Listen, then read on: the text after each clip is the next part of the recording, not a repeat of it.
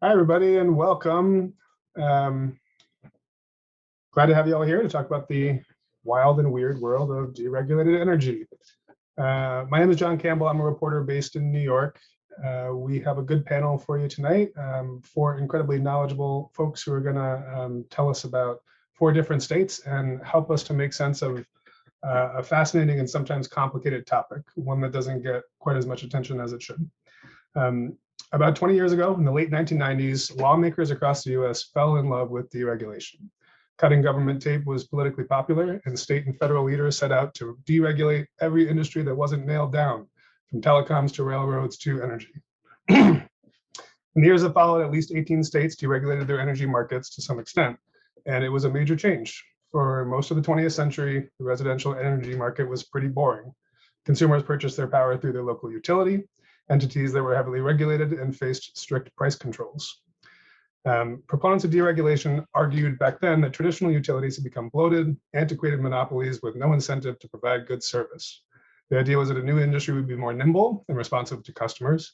If you let companies compete for customers, the thinking went, they would find new, innovative ways to deliver savings to their consumers. The problem is that it hasn't worked. Growing evidence suggests that services provided by energy retailers too often cost more than regulated utilities and frequently leave customers vulnerable to big price fluctuations. In March, the Wall Street Journal published an investigation into deregulated energy markets in 13 states and Washington, D.C. According to their reporting, over a 9-year period from 2010 to 2019, consumers paid $19.2 billion more than they would have if they had stayed with traditional utilities. But the higher prices in the residential industry come with other problems as well. Energy retailers have become notorious for high pressure sales tactics, deceptive marketing, and even outright fraud in some cases. Intensive door-to-door marketing is common. Some companies offer confusing contracts that are hard for a lawyer to parse, let alone average consumers. Some sell complicated variable rate plans that can change with little or no warning, or charge huge cancellation fees. And data shows that low-income communities and those least able to afford price spikes and overcharging are often targeted with these deceptive tactics. I learned a lot about these issues when I wrote an investigative series about New York's market a few years ago. That's also why I was so thrilled to moderate this event. But every state has structured their market differently. So we're fortunate to have some experts here tonight who can help us understand what things look like in various parts of the country. So we're going to go through, and every panelist is going to be offering their own presentation. I'll have a few questions for them along the way, and we'll also be collecting questions from the audience as well, and we'll have a Q&A at the end of the night. Let me just go through and tell us who we've got with us. So first, we've got Laurel Peltier, from Maryland's Energy Supply Reform Coalition. Maybe you can wave as a yes. Fred Anders, developer of the TexasPowerGuide.com. Brian McDaniel with the Illinois Citizen Utilities Board, Director of Government Affairs, and Richard Berkeley, with the New York Public Utility Law Project.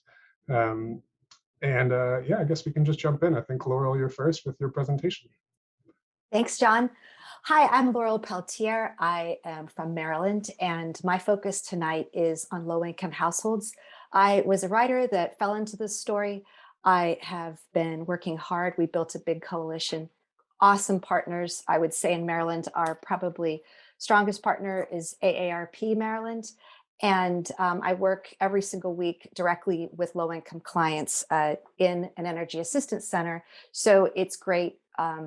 I'm really down in the belly of the beast. Next slide. So in Maryland, we are part of the Northeast Retail Choice hybrid model. So there's 13 states of us, everybody except for Texas. And Fred is going to cover Texas. We have a similar model where residential households can either choose their supply with the regulated utility, and about 80% in Maryland stuck with their regulated utility, and about 20% of the households are on retail choice. So far since 2014, anyone who's on average chosen retail choice has spent $700 million more. And if there's one slide that just kind of gives a picture of what's happening, it would be this one. Large commercial accounts are doing well. They are sophisticated buyers with purchasing departments, and they on average save about 20%. This data is all from the Fed government through the EIA data, Energy Information Administration. The challenge is the residential and small business, which is interesting. There's a story in there. They pay significantly more in Maryland in 2019, 26 and 25% more than the regulated utility. Next slide. This is kind of interesting. If you're not in a deregulated state, I just have to focus on the 13 states, how they get into retail choice. There is no mass media advertising in Maryland. There's no utility pricing. There's no radio. There's no print. It's a very quiet market. As if I ask someone on the street, hey, could you name 3 energy suppliers? There's a good chance the person would say, I don't know what you're talking about, which has led to a relatively uninformed consumer market that's not really out there actively shopping. The way they get into retail choice is through face-to-face, one-on-one sales, mostly at the door. Our data here in the state is about 70% of our enrollments are through face-to-face sales at the door. Next slide. What's important to know about that is, where would you go door-to-door selling?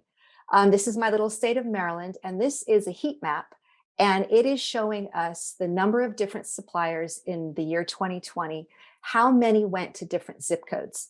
Now, you may not know Maryland very well, but you can see Baltimore in the middle, and it's dark red, and that is between 17 and 21 retail suppliers knocking on doors. And then you'll see other little patches in the state. There's Annapolis, there's some places down in Anacostia, and that's not the real story. A lot of people have said, yeah, it's urban. That's easier to door knock there. So the next slide has a really interesting story. So they're sending out direct sales agents. This is Baltimore City blown up. And if you knew Baltimore well, these are mostly low-income zip codes. They're dark red. There's 19 to 21 different energy suppliers. But you'll notice right in the middle, I put an arrow to Roland Park. Roland Park is a pretty nice city, a little enclave in there. It's a very high income enclave. And what's very interesting is you'll see that the direct sales agents are really heavy in Baltimore City. And then this one enclave, there are only 11 different suppliers go into Roland Park. Meanwhile, right next door, there'll be 21. I noted 21205, that is Maryland's lowest income zip code. Excuse me, 21 different suppliers are going into our lowest income zip code, 34,000 median income versus 105. So high targeting into the low income zip codes. Well, that would be okay, especially if people were saving. Let me show you on the next slide. Dr. Arjun Makajani and I wrote an ABLE Foundation report where we really laid out what was happening in the state in 2018. And in Maryland, we don't have any official pricing reporting. All the data I get is sort of collected from different places. So I have 150 bills. They're all energy assistance households pulled from this low income area. It's in one of those red zip codes. And the pricing results are quite alarming. On average, these households only make $16,000, and they paid 70% more for electricity, 85% more for gas. That's about $650 a year. This matches the really great billing reporting from other states like Connecticut, Illinois, and Massachusetts. And you just don't have to have, next slide, you don't have to be a rocket scientist to say, look, if these are super low income households, they're probably really getting behind on their bills. Now, I'm going to talk about Massachusetts. Massachusetts right now is interesting. Very similar state to Maryland, similar household numbers, very similar. They just right now are deciding whether or not to continue retail choice. And this is brand new data that just came out, which I've never seen before. And what Massachusetts did is it looked at its low income residents. There's 41,000 households. And as this chart shows, the yellow bar are the 41,000 are the households that are on retail choice. And those households are in retail choice. The households in the blue bar are just on standard service. They haven't switched to a retail supplier. And the folks on retail choice are $873 higher behind in arrearages. And you can see the arrearages for these accounts is pretty startling. This is January 2021 during pandemic. So this is really starting to be very financially harmful to low-income households. So we have a solution to share. Next slide. In Maryland, we have a brand new solution, which other states have done. It's going to start in 2023, and any household that is getting energy assistance and on retail choice will be charged the same rate by third-party suppliers as the regulated utility. And what's really interesting is built into the law is that this will happen systematically at the utility level. So it's not just a law. It's just like an honor code. This is going to happen. You have to have signed up as a supplier. So that's sort of the story in the 13 states. And I'd like to introduce you to Fred Anders, who is going to share the Texas story. Thank you. All right. Thank you, Laurel. Yeah. So my name is Fred. I am calling from here in Houston, where I run a website that helps people navigate their electric plant options in the Texas deregulated market. If we could advance the next slide, please, and the next one as well. There we go. Yeah, so Texas is a little different from Maryland. Here, 85%, there is no supplier option. Everybody, or nearly everybody, has to pick and manage their provider and plan on a regular basis, at least 85% of them. The other 15% are in still regulated municipal territories like San Antonio and Austin, and some rural co-ops that have not opted into the deregulated market. So what that does is it provides a very interesting experiment where we can see and compare the relative performance of regulated versus deregulated, with everything else being equal, same wholesale market prices and such. And what the data shows is that since deregulation began in 2002, generally the folks in the deregulated market, the red line of that the upper chart, they consistently pay more, and often much more, than the folks in the still regulated areas, which would be the green line. And if we do the math on the difference between the red line and the green line, the chart on the bottom shows the lost savings as a result of deregulation, which, when you add it up, amounts to $31 billion over the last 20 years, which was certainly probably not one of the selling points of deregulation, but that's what the data shows. One of the selling points was, however, that retailers would compete amongst each other and be able to offer lower prices to customers. And there's not really data on that available, but since I started my website 5 years ago, I have been collecting that data from the options that are out in the market. That would be the dotted red line in the bottom right corner of the chart there.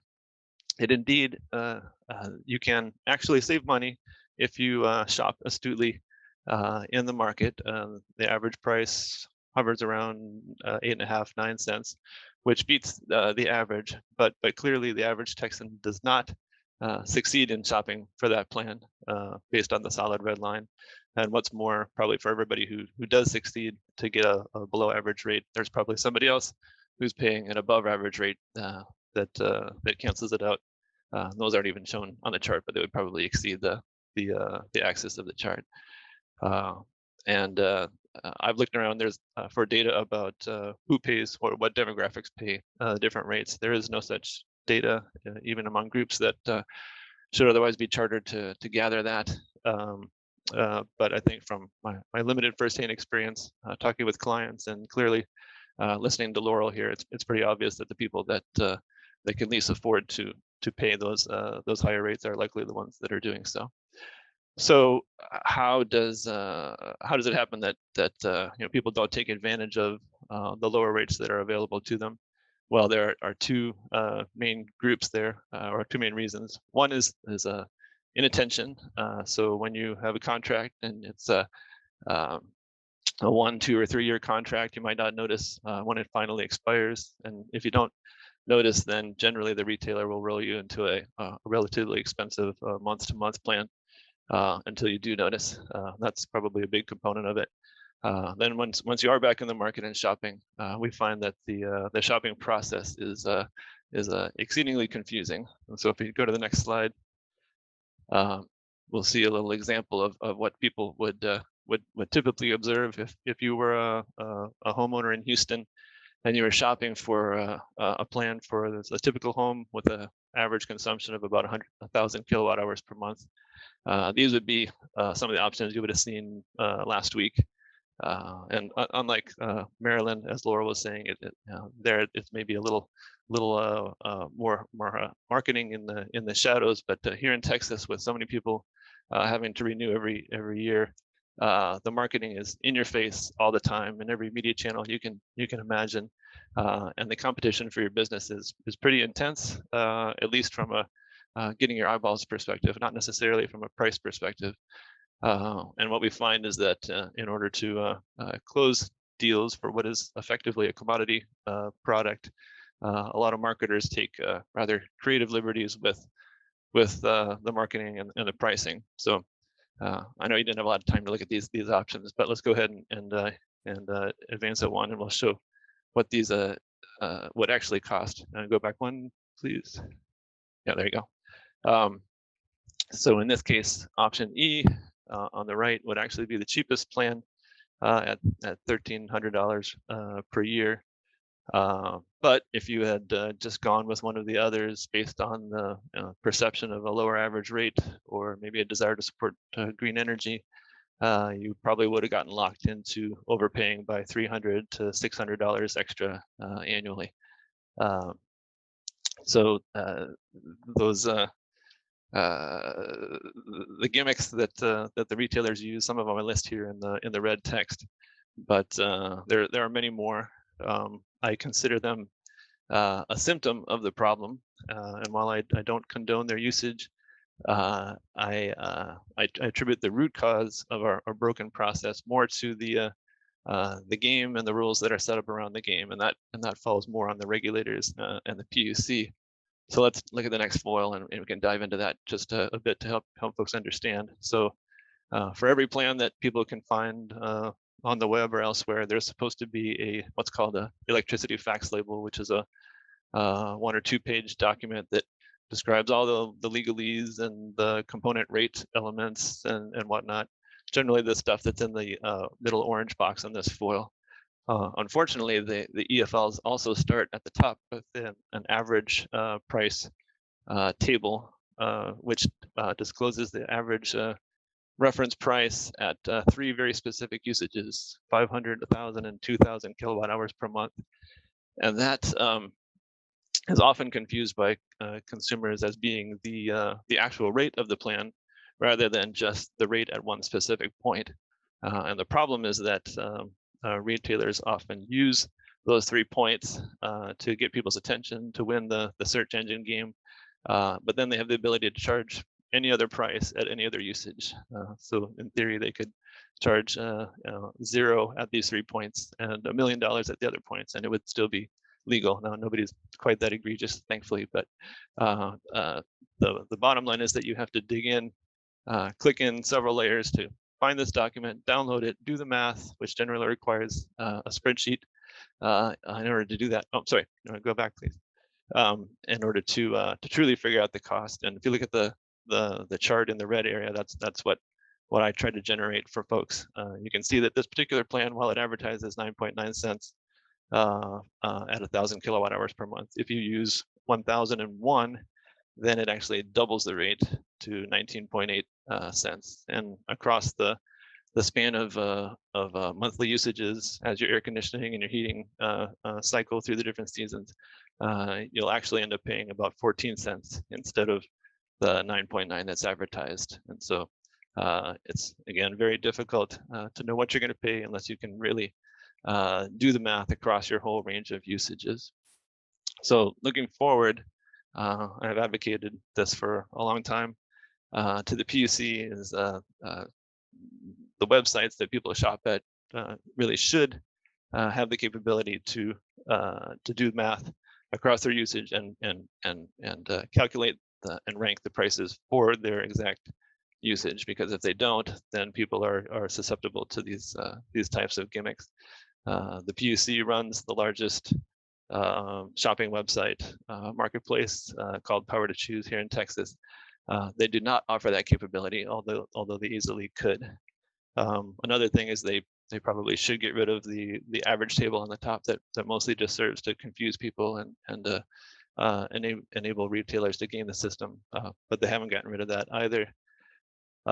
They should also provide some education resources to teach people how to play this game, so they don't get taken advantage of. They don't do that either. But well, instead, what we find is that ratepayers and taxpayers like you and I, through the course of government, federal, state, and other programs, end up subsidizing the consumers that do fall for these gimmicks when they need energy assistance in order to keep their lights from getting turned off.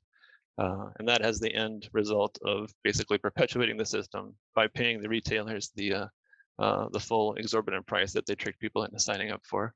And instead, it would be a much better use of our funds, of everyone's funds, to apply some of that, a small portion of that, to teaching people, helping them shop for a proper plan in the first place, or as Laurel suggested in Maryland, capping the amount that people who are already on public assistance are required to pay. So I'm going to skip the last flow because I've already covered all the solution options, and I'll turn it back over to you guys for the Q&A. Thank you, Fred. I just wanted to circle back to Laurel. You talked about door-to-door sales tactics that are prominent in Baltimore City.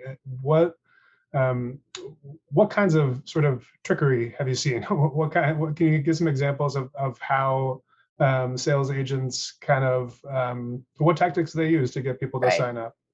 It's a pretty common. I've seen a million of them. It's extremely common.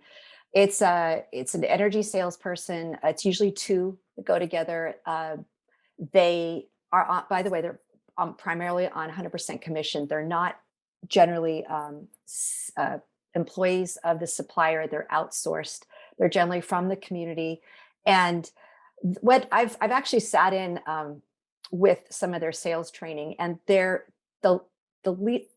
trained to not talk about anything. They generally are like, you're going to save. It's great. Just trust me. They sometimes offer a gift card. They're just kind of looking for that susceptible buyer.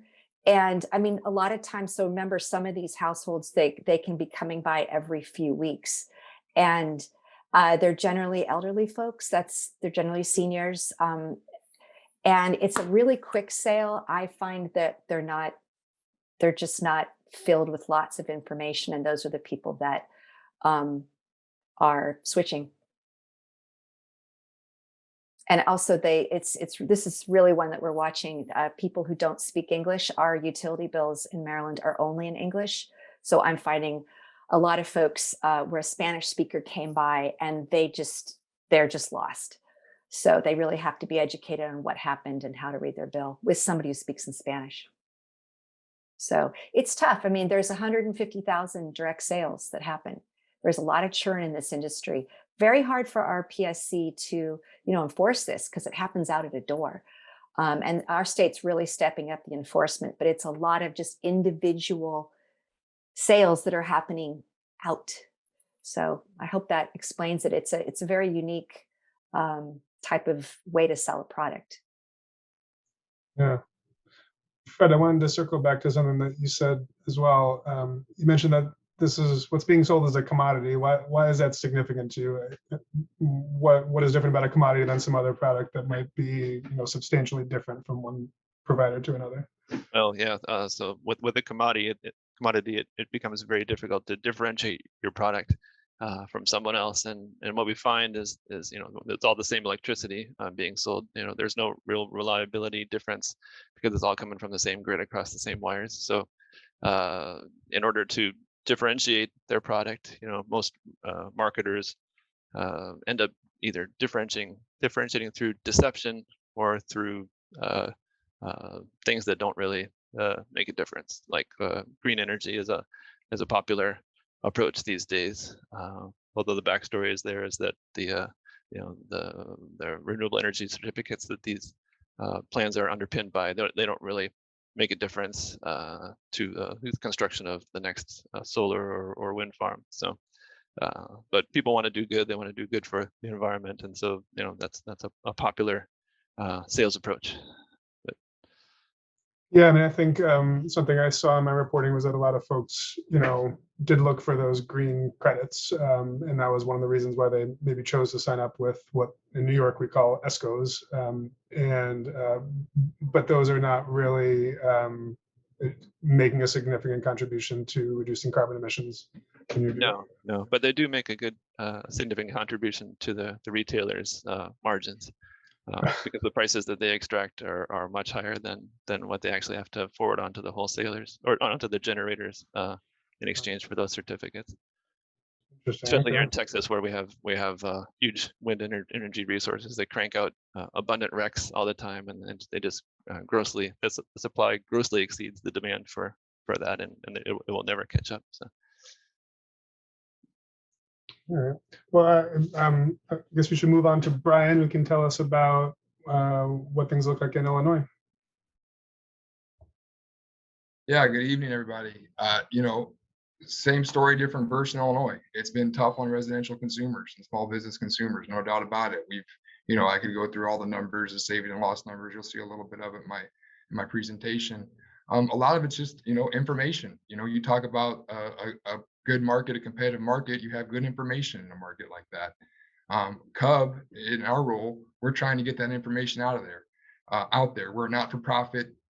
We do it a couple different ways. We have a website where we list every supplier offer. When you click on electric on our website to learn about how to save, the first thing you'll see is the utility price. You do not have to choose a supplier in Illinois, which is different than Texas. So we obviously fight to keep it that way so you can have a regulated option. And we also try, you've heard about different states, you don't have groups going out and trying to educate people. Cub does do that in Illinois. So we go out, we sit with people, we've got our fact sheets about suppliers, we look at their bills. During the pandemic, we've had people mailing us their bills so we can do bill analysis. We also go out in the community and do utility bill clinics where we sit with people and go through their bills line by line. We also have a 1-800 number where we take utility questions and complaints. That's how I started at Cub, on the phones, taking complaints about alternative suppliers. So you go to the next slide. Thank you. So I'm going to tell you what Illinois has done. So we took action and the HEAT Act came into effect January 2020. Thank you very much to ARP Illinois for working hard on that. Thank you very much to the leadership of Attorney General Kwame Raoul. Some of the highlights of that bill, we saw it when we were out in the community. People would sign up on a fixed price, and then they'd get a little notice, that they wouldn't understand that, oh, your contract's up, now we're going automatic renewal, and it's going to be a variable rate, which lo and behold has doubled in 2 months since it went variable. So the HEAT Act directly addresses that point. No more of that garbage in Illinois. No more fixed to variable, just confusing people. That was the point of that product. It ends termination fees for residential and small business consumers, and it puts the utility price to compare on supplier marketing materials and the utility bills of customers. When I often talk about choice, the way I often start is I say, do you know how much, could you tell me what a gallon of gas costs? And most people in the audience could tell you what a gallon of gas costs. And then you ask them, well, what does a kilowatt hour cost? Or what does a therm cost? And people don't tend to know that. I wouldn't know that if I didn't work at Cub or hadn't been solicited by all these people, found Cub's website and learned. So a lot of it's just, education. How can you shop for something if you don't know what you're paying for it currently? It's hard. And then of course, Liheap, that's public money that had to be protected. That was a no-brainer. So on the HEAT Act, it says, if you're a supplier, unless you're offering a guaranteed savings rate to the utility price, you're not going to be serving a Liheap customer. You can go ahead to the next slide, please. Like I say, nothing's more heartbreaking than sitting with somebody who can't afford to pay the bill, and they're paying double, And so that needed to end. There's more work to do. One of the things of the HEAT Act was the suppliers now have to report the actual price their customers are paying to the Illinois Commerce Commission for the purposes of their annual report. That used to just be an average price that suppliers would report to the ICC. So who knows how they gained that. Needless to say, the loss numbers have gone up since the last year they reported, now that we're getting actual numbers. Illinois is not, Illinois is a little bit unique. We have municipal choice aggregation. That information has been publicly available, right? You can go to the Illinois choice page. You can see every municipal aggregation deal, the terms, the price, the number of years, etc. So they had that information. What they didn't have is what John J. and Q Consumer was getting charged by these suppliers. And now they have that. And we see our suspicions were confirmed. The numbers are actually worse. The losses are actually worse. And so, you know, there's more work to do. The HEAT Act is a start. And so what other ideas do we have? You can go to the next slide, please. There's something that's a little technical, it's called purchase of receivables. This is really the fuel that makes the industry go. It basically does what it sounds like. The utility purchases the receivable from the supplier. The idea for this, and the reason the suppliers wanted it, they argued to level the playing field. They needed to not have to have the cost of doing billing and collections. So basically, the utility takes over billing and collections and makes that supplier charge disconnectable. You know, once POR purchase of receivables, the acronym is POR. Once that went into effect, you saw the number of suppliers just skyrocket in the state of Illinois. I mean, just skyrocket. And when you start thinking about how many businesses don't do their own billing and collection, there aren't too many of them. This industry is pretty unique in that sense. Municipal aggregation, I talked about, not all deals saved. They have a little bit better track record. And for that reason, one of the ideas Cub has had is to make purchases of receivables only available to suppliers doing municipal aggregation. And what we think that would do is cut down a lot of this door-to-door marketing, cut down a lot of this telesales. I mean, I put myself in the shoes of these people going door to door trying to feed their families on commission. This is a hard product to sell, honestly. I mean, why would you switch electricity or gas choice unless it's to save money? And a lot of these deals aren't saving money. So at the door, you get a lot of information. So making POR, meaning ag only, it would also keep the market competitive at the wholesale level, right? You know, when you think about solutions, you have to think about the political realities of the state you're living in. You know, there's other actors here besides just consumer advocates, who I might mention tend to be kind of powerful, namely the utilities and sometimes the suppliers. So you have to look for solutions that can be workable and passable in the General Assembly as well. You have to think, you know, what's possible. Go ahead to the next slide, please. Also, what's another idea? Supplier price caps on supplier offers compared to the utility price. You know, we may have to get there eventually. In Illinois, we're getting very dang close, I would say. If we're seeing these kind of loss numbers, it's been going on for years now. The HEAT Act was a good first step, but at some point here, something's got to more has to be done. The ownership, another idea is put an ownership of generation requirement in order to have a supplier license. The HEAT Act required a $500,000 surety bond for in-person marketers. The idea there is just make it so that not anybody can become an energy supplier overnight and hire a third-party marketer to go door to door to charge people double for electric and gas service. So that's just kind of the idea there. And I'll leave it there. And I thank you very much for your time and the invitation. Thanks, Brandon.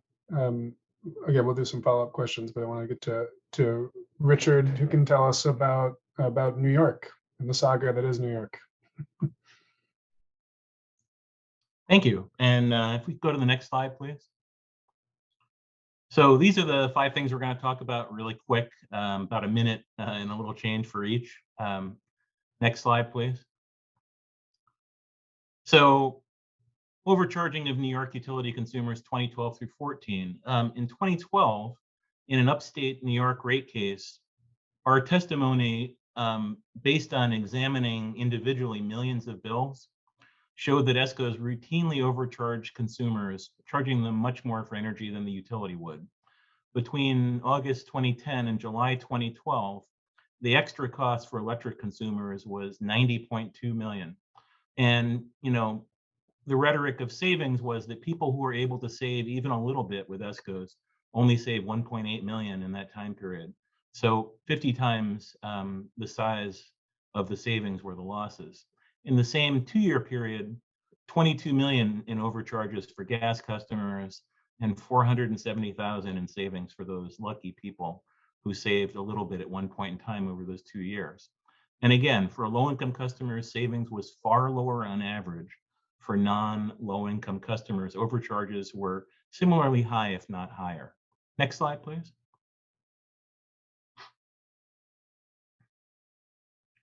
So in response to our testimony that we filed in that rate case, the Public Service Commission issued an order and started an investigation into the ESCO market to figure out why it wasn't working the way it was supposed to and saving people money. And I'm giving you the case sites and whatnot, so you can go back and look at this yourself later. The October 2012 order that started a 2-year process of examining what looked like a market failure in the ESCO market was concerned about a couple of things that were the same concerns that you'll see over and over again for the next decade in New York. Lack of price transparency, overcharging in residential markets and overcharging in small business markets, and a failure of these things that the commission came up with in New York called value-added products and services to even exist. And just to give you a quick idea of what the ESCOs have called value-added products and services in New York are things like free movie cards, free car washes, credit, cards to go out to dinner in return for overpaying by significant amounts. And our argument has always been that for a product to offer value to an energy consumer, it's got to save them money on the energy. To quote the head of the Marketing and Trade Association in New York, he said that was just crazy when we were in discussion about that a few years ago. In the 2012 proceeding, the Federal Trade Commission and the Attorney General of New York also filed, and they were deeply concerned about the lack of transparency. The FTC believed that there were some failures with the market, and then the AG and the FTC both said that there was a lack of enforcement against the ESCOs. So that was 2012. Next slide, please. The 2012 investigation ended in February of 2014 with an order that reformed the ESCO marketplace for both residential and small business customers, what we call the mass market in New York. The 2014 order found significant complaints concerning ESCO business practices. It ended something called the ESCO referral program. So the PSC in New York, in order to help the ESCO market grow, required the utilities to tell their customers that they could switch. So you had the actual utilities being forced essentially to advertise and to shill for the ESCOs that were taking business away from them. And the cost of those transfers are paid by the ratepayers of the utilities.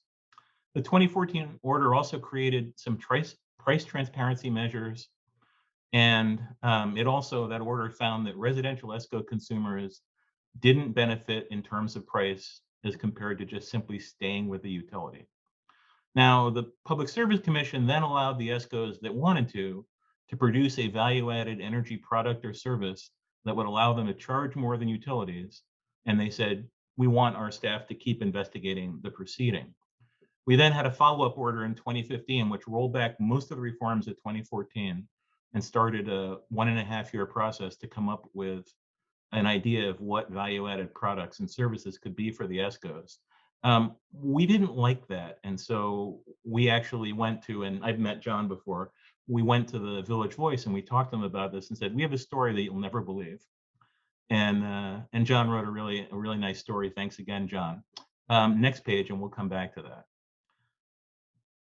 So less than 10 days after John's story in the Village Voice broke, and I call it World War II breaks out typeface on the front page of the Voice, and a lovely picture, the PSC issued something that was called the Reset Order.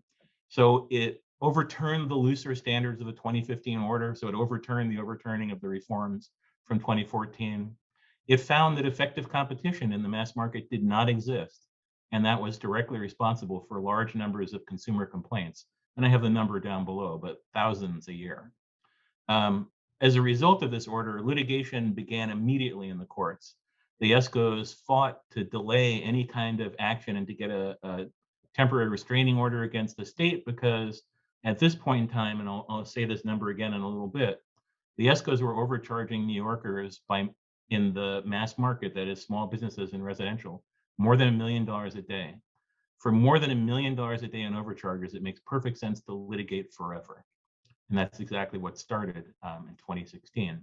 That litigation didn't stop until 2019, even though the ESCOs lost in every court that they went in front of over and over again. They kept fighting, and they actually, in the end, went to federal court and argued that the state was taking away people's right to contract. And that case fizzled out after the Court of Appeals did a really good decision in New York. On the administrative track, we also began an evidentiary proceeding, which Pulp had been asking for years. So we were able to do discovery. As a result of the discovery, we examined tens of millions of bills and determined that it was almost $400 million a year in overcharges on an average year in New York. Next slide, please. So after our final bit of reform came in 2019, and I'll go through this really quickly. ESCO eligibility criteria, that is to enter the marketplace and stay in it in New York, even for those who are in it now, was greatly lifted. And so the companies tried to sue the state over forcing them out of business by making them follow a more strict regime of controls. Their business practices were scrutinized, more price transparency was added, no more products that didn't provide energy-related value. It noted that there were 5,000 complaints a year in the years between 2014 and 2016. The complaints were mostly excess prices, slamming, deceptive business practices. We came up with a number for our overcharges. And generally, in New York now, ESCOs are forbidden to offer variable rate products to mass market customers, that's small business and residential, unless it guarantees savings. For low-income customers, ESCOs must prove through an investigative process with the Public Service Commission that they can offer lower prices. And finally, in the 2019 order, our Public Service Commission noted that no ESCO had ever been able to prove the existence of a value-added product or service that would have justified charging more money. And actually, we were ordered to start another collaborative to try and come up with an idea of it in the beginning of this year. And let me stop there because I'm sure John has some questions.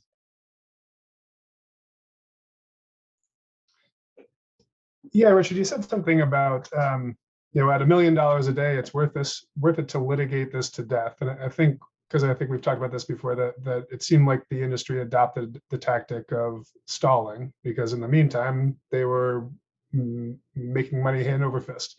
Is that something that you think other states will encounter if they attempt similar regulatory crackdowns or do what New York did? Yeah, I do, and that's because the ESCO trade associations, there are two of them on a national basis, and they're very well organized. They hire really good attorneys, they make reasonable arguments, and generally the idea is embedded very strongly in America that competition will lead to lower prices.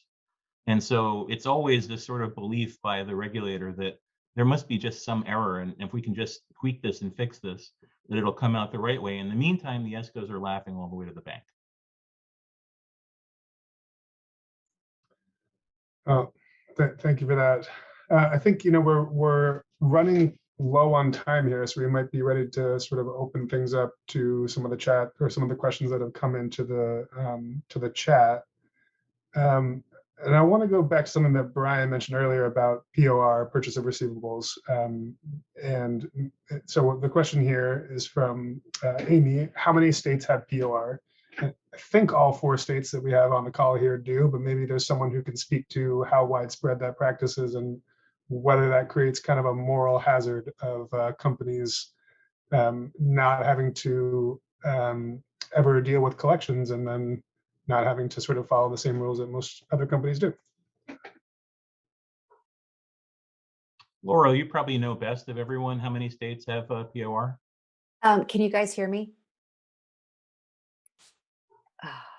My Zoom is all messed up. Can you? Yeah, we can hear you. Great. Yeah, we can hear you just fine. Okay, I will have to verify this, and we'll do that in the post-event. I think 8 of the 13 states have purchase of receivables, and the way Brian explained it is true. Exactly what happened in Maryland. It was there was no market purchase of receivables. What's interesting about purchase of receivables, it's a combination with a consolidated utility bill. So the consumer gets a utility bill in the Northeast states from their utility, like mine's BG&E. And if I'm on a third-party supplier, that charge is fed onto the bill. So the consumer sees one bill, and then the purchase of the receivables happens in the background. The bill gets printed, essentially, the supplier gets paid, and that whole charge then goes over to the utilities balance sheet. And I will say I have read in SEC filings certain suppliers talking about POR states as being low credit risk states. It's a positive because it's almost nearly 100% guaranteed sales, regardless of the credit risk. So it's quite an incentive. Yeah, you can charge whatever you want, as much as you can. Not never have everybody to worry does, about, but about collecting it, then yeah, you can yeah, charge if you what you don't. like. Sam asks, how did competitive companies do in the February winter storm? Which I suppose would be dependent on what part of the country they're in, but can anybody speak to that? Well, yeah, I can speak for Texas. It was rough for the smaller companies that did not have parent companies that owned generation. Several of them went out of business. All of the companies that charged what they called a real-time wholesale rate, they didn't go out of business because they actually carried no risk. Their customers did, but then subsequently the Texas legislature outlawed them. So those plans are effectively no longer an option. And then the larger gen tailors, the ones that have generation and retailing, I think they've generally fared okay. They reported losses, I think, to the SEC, but you know, I think they'll be just fine.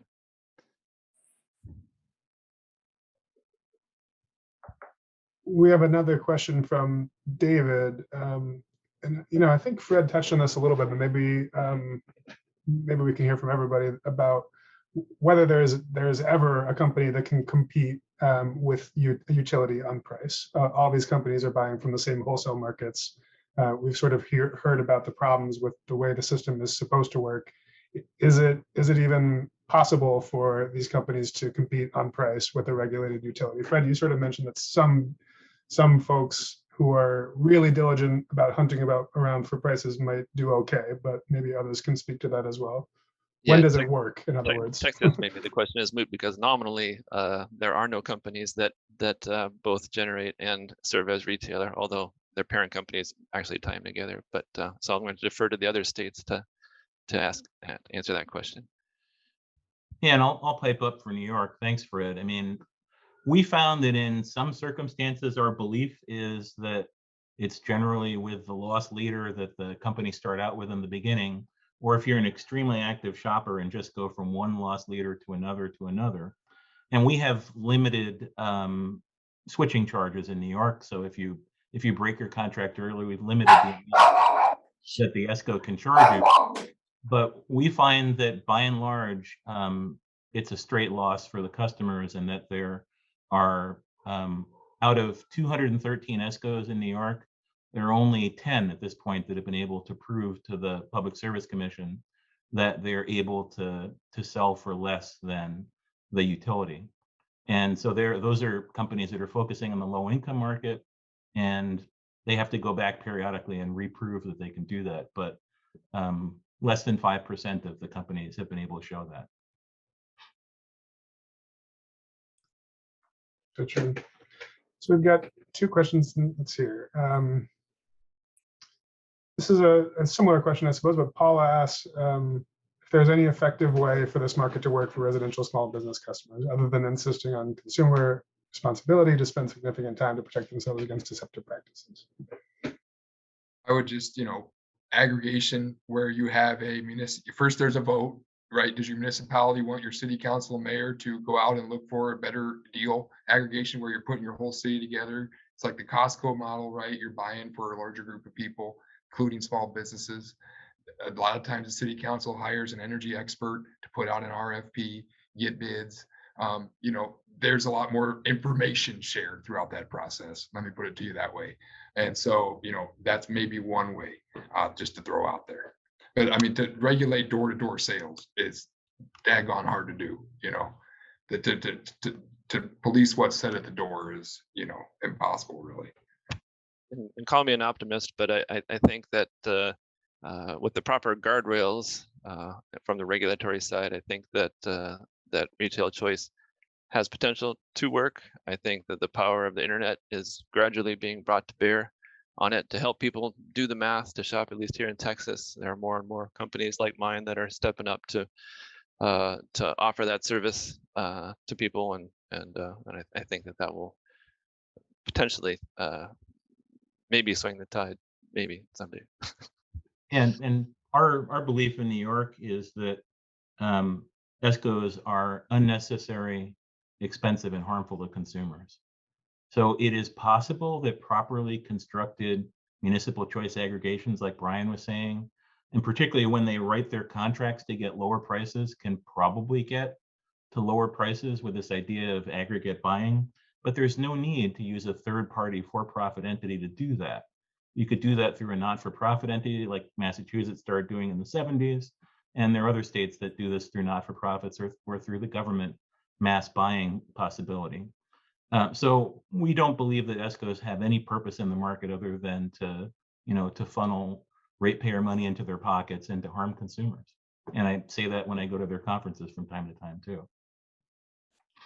I like to, since our state is, Maryland is recently just learned about this, really, it's come on the radars.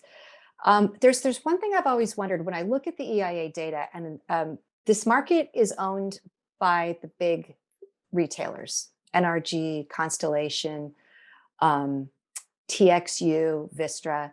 And I've always kind of wondered why they keep saying we can't compete with the utility when I see the volumes of energy they're buying. And I think, I imagine you're getting a pretty good deal. I do think, as I wrote in an op-ed today, everyone tells me you can't put the genie back in the bottle. And I think New York's solution of, this is an essential service. This is not a cookie. This isn't even a cell phone. This is your home energy. This is about health. We saw it in Texas. This can be about death. This is about water, hot water, food, on and on. And a price cap, I think, at least allows the industry to be able to sell and be creative and innovative and have their customer service, but have some regulatory oversight by people that understand. And our PUCs, that's their task, is to look out for the consumer. So I think it's definitely something that, at a minimum, this is an essential service that needs some oversight, and price caps with something different for renewables, and just a lot more scrutiny and transparency. Often I'll ask a question and everybody's like, I don't know. That's a good question, Laurel. The data is not there. And that's just not how, this is a massive market. And to have been so quiet is really, truly extraordinary. So.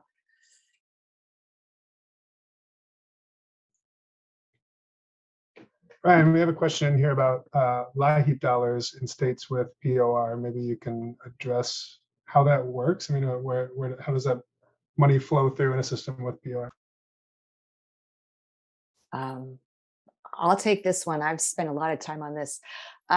Absolutely, Liheap, ratepayer money, state funds. If it goes and pays the supplier off first, essentially. If you have a bill that's, say, $1,000 a year extra, and 500 of that's from a supplier, if you got $1,000 of Liheap, you just lost $500. So that was really why our state and most states have just said, you can't take taxpayer dollars and pay off premium utility bills. If anyone's bills have to be at the best and most affordable rate, it is somebody receiving energy assistance.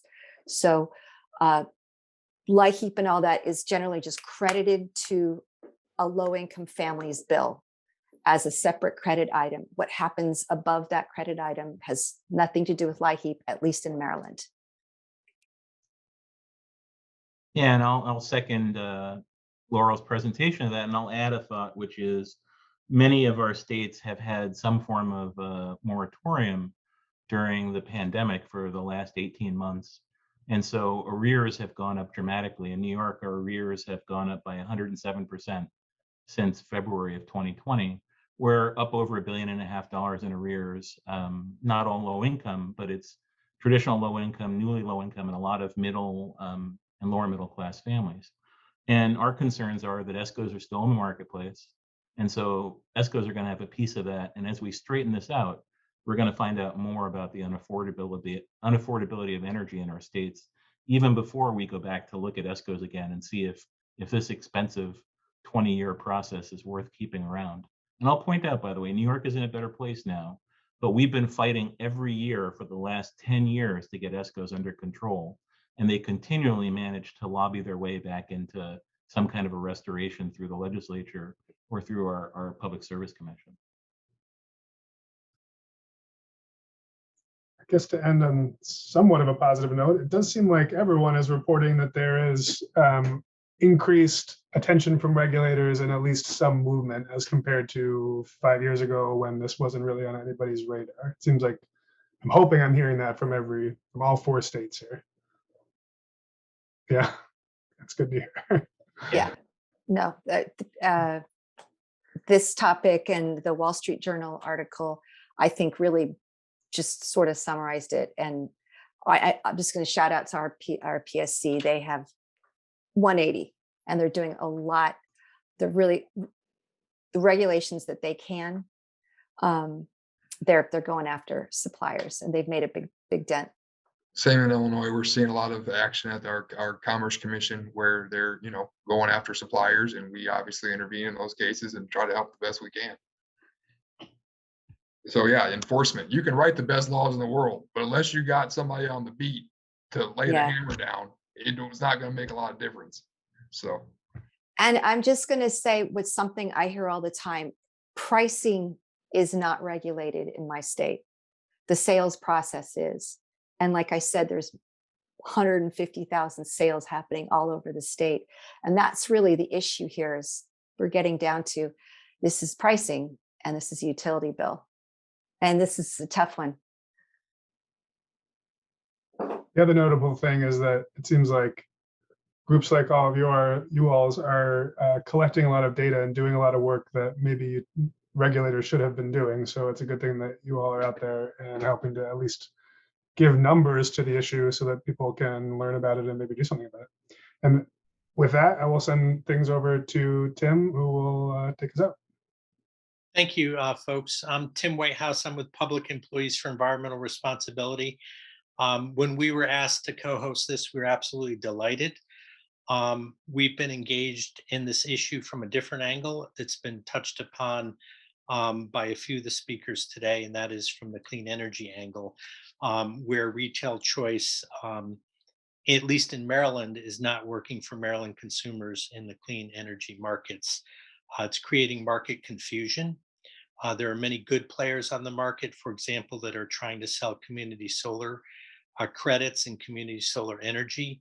However, the bad players on the market that are selling these renewable energy credits from dirty energy sources or from old wind farms are causing great market confusion. And as Laurel's group has pointed out and demonstrated,